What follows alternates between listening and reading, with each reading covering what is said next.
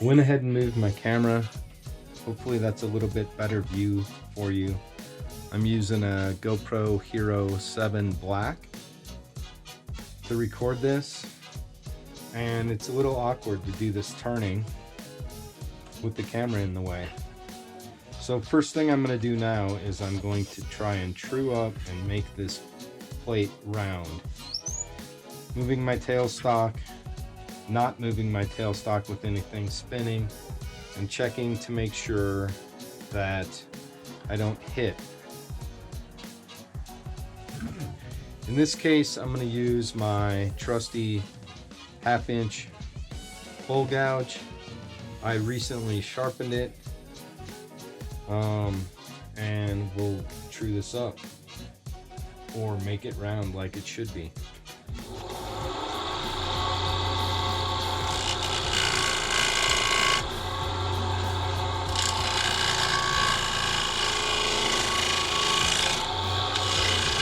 I know the question always gets asked, and I'm turning somewhere around 1400, between 14 and 1800. This Jet Mini Lathe has 3 belt positions and then variable speed, and I'm lazy, so the belt almost always stays on mid speed. So let's move this around. Let's get rid of some more of this material here. Adjust the tool rest, make sure nothing hits, and turn a little more.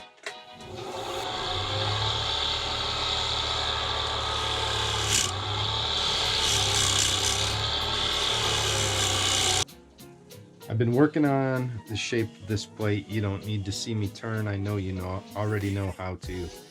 It's nowhere near finished, but now I want to work on the foot.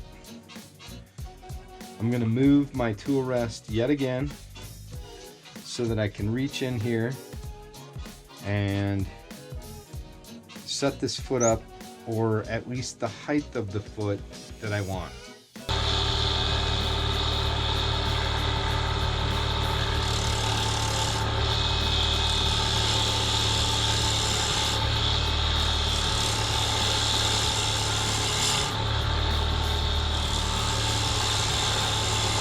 Now I want to check the height of my foot and see if I'm happy with it. I like it, and I am going to run beads right up to the bottom of this foot. So I'm gonna be happy with that. And now I need to clean all this up and finish the shaping, or at least bringing this out to the corner.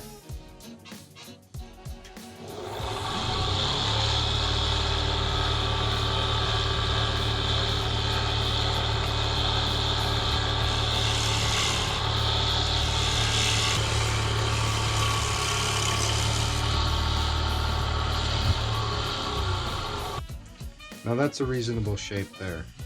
So from here, I'm just going to go ahead and move my tool rest again and set it up so that I can finish up with the bottom portion of this edge. Now you see me doing these shear cuts. I rarely do that, but where the camera sits now is sort of forcing me into it. You saw me riding the bevel the way that we should be doing it, and that's generally what I'll do, especially without a tripod in the way.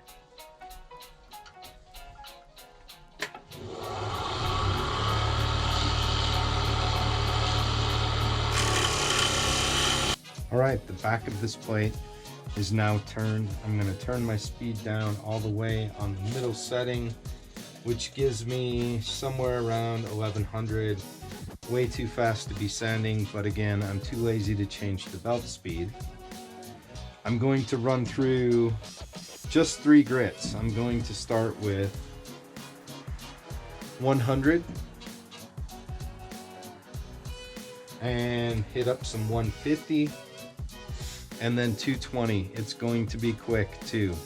I just want to get some of these lines out, as I wasn't as careful as I should have been turning, and we are going to just bead this anyways. It doesn't have to be 320, 440. Our normal super smooth, not required.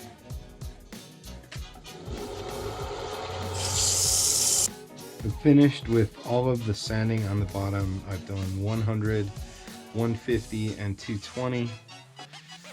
It looks pretty good to me. I can see a couple of lines, but I can see a couple of tool marks and a little bit of scratches from the sandpaper, but that's all going to be gone after I do the beading. So for the beading, I have my 1/8 inch D-Way beading tool. And what I'm going to do is I'm going to look at this outer rim, and this is where I will start. And I'm going to pick a spot on this outer rim, and that's where I'll start. I'll mark, and you'll see as I go along that I'll mark a few, and then I'll finish those beads. Then I'll mark a few more, and then I'll finish those beads. So the way this tool works is I want to be close to being on center, which I could go up just a touch.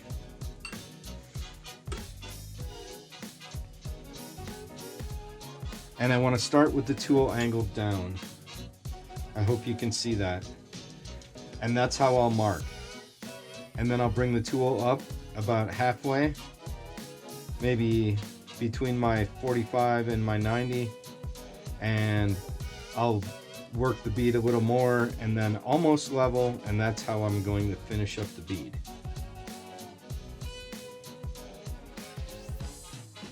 Again, nothing hits, and off we go.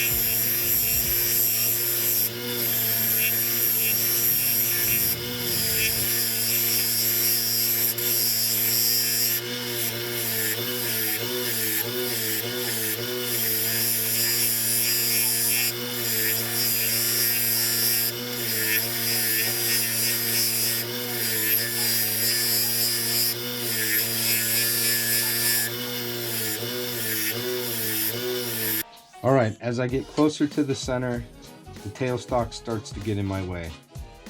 I want to be able to swing this back and forth. And when I get closer in, the tailstock starts to get in my way, and I can no longer swing it the way I want to.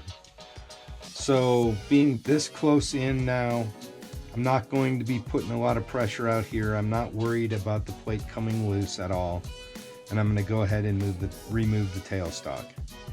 I'm glad to get it out of my way, to be honest, but I always want to use as much tailstock support as I possibly can, as long as I possibly can.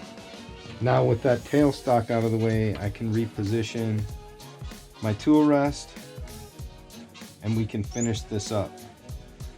I don't know if you can see on this second bead in, but I was a little careless when I was doing the marking and I got a little scrape marks on there.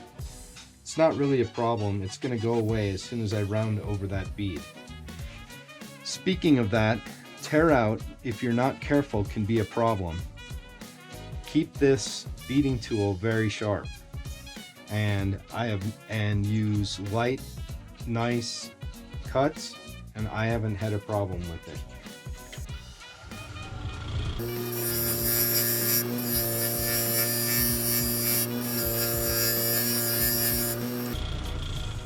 So let's check that bead right now, because that's the bead that had the mark in it, and you can see right here it's been taken care of, or for the most part. Oh, I'll have to go just a little bit more.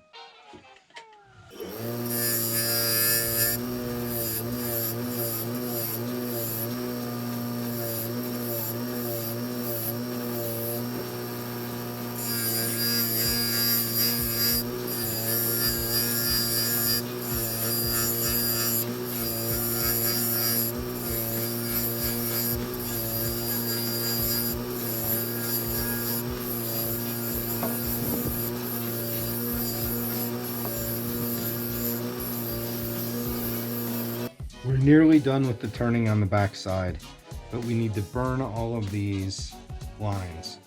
To do that, I'm going to use this Wilson Art laminate countertop sample. I have some bigger ones and some smaller ones. The smaller ones I got by going to Wilson Art, to their website, and ordering some samples online. But lucky for all of us, Lowe's and Home Depot has a never-ending supply of these bigger ones. Samples, go in, get as many as you need, and of course they last quite a while. Now this is a really big piece to try to be burning with, so I cut them down into pieces to sizes that I want to use. I use this more narrow one for lines the closer I get in, and I want a more of a sharp point, especially on the front side when we get down to very tight beads. I'm going to turn my lathe all the way up to do the burning, and I'm going to hold it on there long enough just to hear or smell the burning. So on this middle setting, full speed is 2600 RPMs.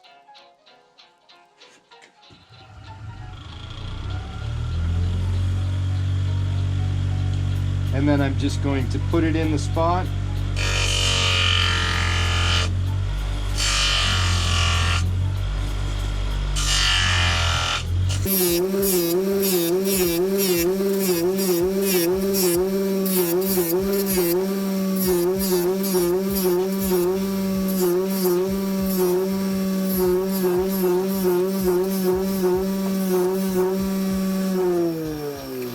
Now let's take a look at what we have. So my burn lines are all pretty good. They're going to be good enough. I won't even try to touch them up and reburn anything. But you can see that there's some burn on these beads. Now Harvey Meyer uses the red scrubby pads, which are soft enough that it doesn't do anything to your beads. I don't have any of those, and again, I just haven't picked any up to try it yet. So myself, I'll use the 4/0 steel wool, and it should clean up some of that burn.